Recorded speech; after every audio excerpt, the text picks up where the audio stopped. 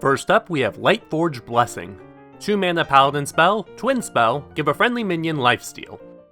Well, this is exactly what I wanted, a low-cost twin spell card. But even those require a basic amount of power, so what does this offer? Well, lifesteal offers healing tied to the tempo of the card it's attached to. Higher attack, more tempo, therefore more healing. Paladin already has some of the tools necessary for a tempo board heal deck, and this card could hypothetically fit into that. I mean, if that type of deck could work, not entirely sure if it can. But I'm sidestepping the question. How powerful is this card specifically? Well, healing is one of those effects that can be saved until the endgame, meaning this card can be directly compared to something like Greater Healing Potion. Unfortunately, the only way this spell gets close to that power level is if it's reserved for exceptionally strong minions. So this loses points for clunkiness. Unfortunately, I think I need to give this an almost alright. Its use is either too niche or too weak, depending on its targets. I will give it a maybe for the meta though, just judging from potential synergies and the overall dip in power we'll be experiencing. Next we have Unleash the Beast, 6 mana hunter spell, twin spell, summon a 5/5 wyvern with rush. The wyvern is a beast, just in case you can't pick up context clues. I'll note that one of the cards from Rastakhan I underestimated was another rushing beast. This example lacks taunt and a couple health, but also costs less and gives a copy of itself. This also has parallels to Rogue's Cursed Castaway and is generally stronger than that. Most people seem to have abandoned this card, viewing it as only good in conjunction with Zul'jin. However, I think this succeeds in being decent by itself, and I'll even give it a pretty good. After all, at best it can destroy a pretty healthy minion, keeps a minion on the field, and gives you a card. That plus the Zul'jin synergy gives it probable odds for the meta. I'll note that this rating is a little bit higher than most people have given this, so we'll see how correct I am.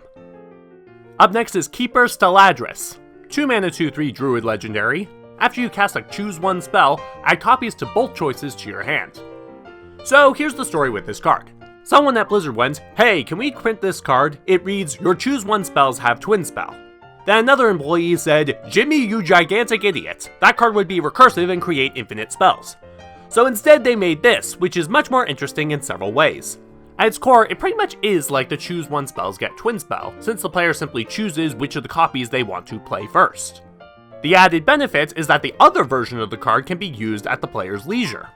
In this card's worst case, it's a 2 mana 2/3, which is fair enough. And at its best, it can be equal in value to drawing multiple cards each time a choose one effect is played. Clearly, this fits the requisites for my favorite rating, decent if you're decent. I could definitely see it being used in Wild with Jade Idol, but that's literally the strongest choose one card we've ever gotten.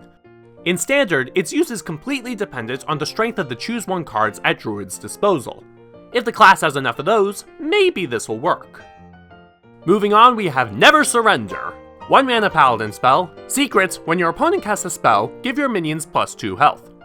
The purpose of this card is quite simple. It's tech against board clears. The only way a buff across the board like this works is if the player has at least 3 minions on the field, for a total of 6 health. Now, normally secrets activating on the opponent's turn is an exploitable weakness. The power of the secret is then determined by how easy the secret is to counter.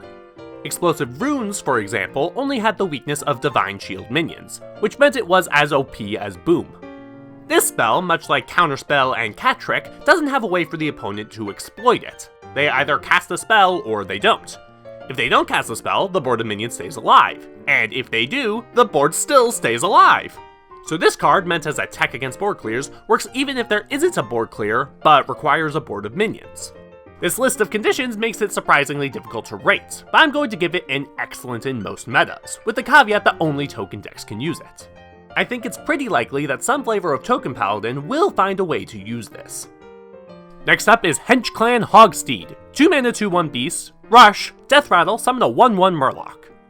Wait, hold on, is this really good? I think this might be really good. Am I going crazy? Alright, hear me out. This card can be played one of 2 ways. The first way, it's pretty much deal 2 damage to a minion and summon a 1/1. Not incredibly powerful, but technically balanced. The alternative strategy is to play this and ignore the rush, making it similar to, say, Mecharoo. Neither of these versions are incredibly powerful, but the flexibility of being able to choose either of them seals the deal. I've spent so much time examining this card that it's laughable. I've sincerely deliberated giving it a pretty good. But in the end, I rolled that back to a fun for the arena. That said, I refuse to back down from a bold proclamation here, so I'm gonna say this will certainly be in the meta, at the very least in Beast Hunter or Zoolock. Alright, little guy, next time I see you, you'll either be killing my minions or you'll be a highlight on a Cards I Misrated video. We'll have to see which one that is. Moving on, we have Mass Resurrection. 9 mana priest spell, summon 3 friendly minions that died this game. Let's do a little compare-contrast with Lesser Diamond Spellstone. 2 mana more expensive, getting this to an incredibly clunky 9 mana, and arguably it's weaker. However, there is the catch that this can resurrect duplicates of the minions. In some cases, this is good. In others, less so. It's that weakness and the absurdly high cost of this card that makes me doubt its capabilities. After all, for a total cost of 10, 9 mana and 1 card, control decks can usually clear an enemy board, while aggro decks can usually end a game by turn 9.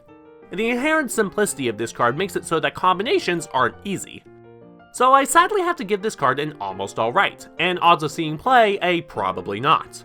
Perhaps if this had some form of spell synergy to go with it, it might be able to work. Next up is Catarina Muerte. 8 mana 6/8 priest legendary. At the end of your turn, summon a friendly minion that died this game.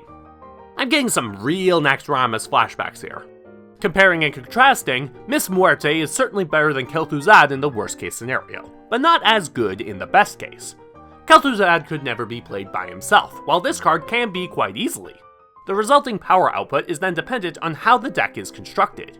Being tied to deck usage, but being easy to use makes this card semi-complex. All that's left is determining its level of power. At its core, this card is just an 8 mana tempo board card, which isn't exactly the greatest combination to exist, so I'll give this a strong in the right deck.